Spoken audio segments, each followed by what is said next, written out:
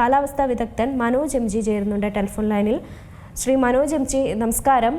ഇപ്പോൾ ചുട്ടുപൊള്ളുകയാണ് സംസ്ഥാനത്തെ പല ജില്ലകളും. അതോടൊപ്പം തന്നെ ആശ്വാസമാവുമോ എന്നറിയില്ല. വേനൽ മഴയുടെ ഒരു മുന്നറിയിപ്പുകളൊക്കെ വരുന്നുണ്ട്. ഇനിയിപ്പോൾ മഴ പ്രതീക്ഷിക്കേണ്ടതുണ്ടോ ഈ ചൂടത്ത്?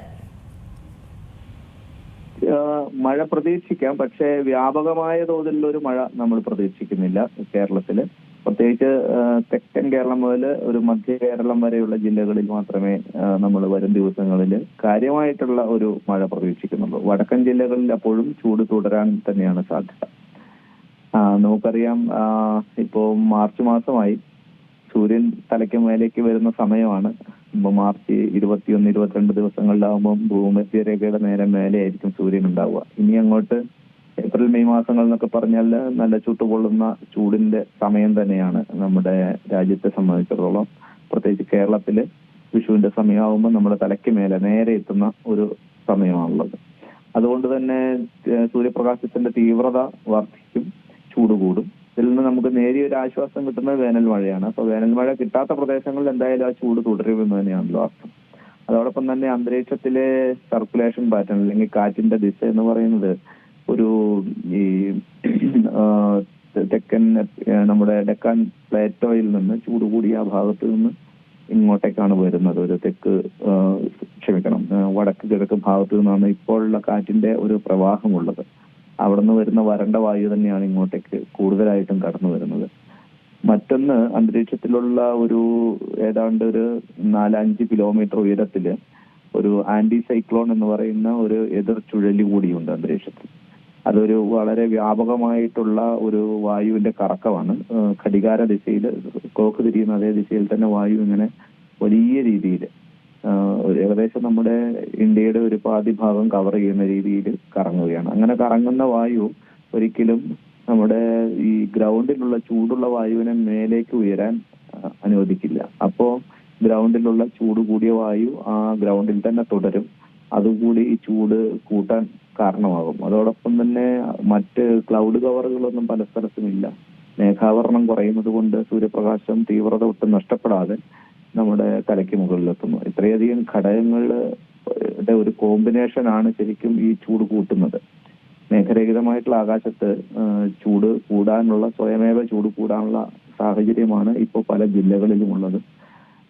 നേരത്തെ താങ്കൾ സൂചിപ്പിച്ചതുപോലെ ചില ജില്ലകളിലെങ്കിലും വരും ദിവസങ്ങളിൽ വേനൽ മഴ പ്രതീക്ഷിക്കുന്നുണ്ട്. പക്ഷെ അത് പല ചെറിയ ചെറിയ പോക്കറ്റുകളിലായിട്ടായിരിക്കും. വ്യാപകമായിട്ട് ഒരു സ്കാറ്റേർഡ് അല്ലെങ്കിൽ വൈഡ് സ്പ്രെഡ് ആയിട്ടുള്ള തണ്ടർസ്റ്റോം നമ്മൾ പ്രതീക്ഷിക്കുന്നില്ല. ഇതാണ് ഇപ്പോഴുള്ള പൊതുവിലുള്ള അവസ്ഥ. വേനൽ ചൂട് കൂടാനുള്ള സാധ്യത തന്നെയാണ് പറയുന്നത്. ഏതൊക്കെ ജില്ലകളിലായിരിക്കും ഈ ഒരു കടുത്ത ചൂട് അനുഭവപ്പെടുക വരും ദിവസങ്ങളിൽ? പ്രത്യേകിച്ച് വടക്കൻ ജില്ലകളിലായിരിക്കും ഏറ്റവും കൂടുതൽ ചൂട് അനുഭവപ്പെടുക. കാരണം അവിടെ വേനൽ മഴയുടെ സാധ്യത ഇപ്പം തൊലും കുറവാണ്.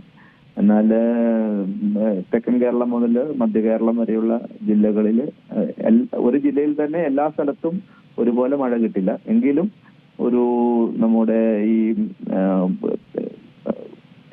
കടൽക്കാറ്റ്, കരക്കാറ്റ് ഇതിന്റെയൊക്കെ ഒരു ഫലമായിട്ട് ചില സ്ഥലങ്ങളിൽ ഐസൊലേറ്റഡ് പോക്കറ്റുകളിൽ മഴ ലഭിക്കും. ബാക്കിയുള്ള സ്ഥലങ്ങളിൽ പൊതുവിൽ ചൂട് കൂടുക തന്നെയാണ് ചെയ്യുക, പ്രത്യേകിച്ച് വടക്കൻ കേരളത്തിലുള്ള ജില്ലകളിൽ. തീർച്ചയായും ഇപ്പോൾ വേനൽ മഴയാണെങ്കിലും കഴിഞ്ഞ ദിവസങ്ങളിൽ ചെറിയ തോതിലൊക്കെ സംസ്ഥാനത്ത് മഴ പലയിടങ്ങളിലായി ലഭിച്ചിരുന്നു. ഇടിമിന്നലിനുള്ള സാധ്യത പ്രതീക്ഷിക്കാമോ ഈ ഒരു വേനൽ മഴയിൽ?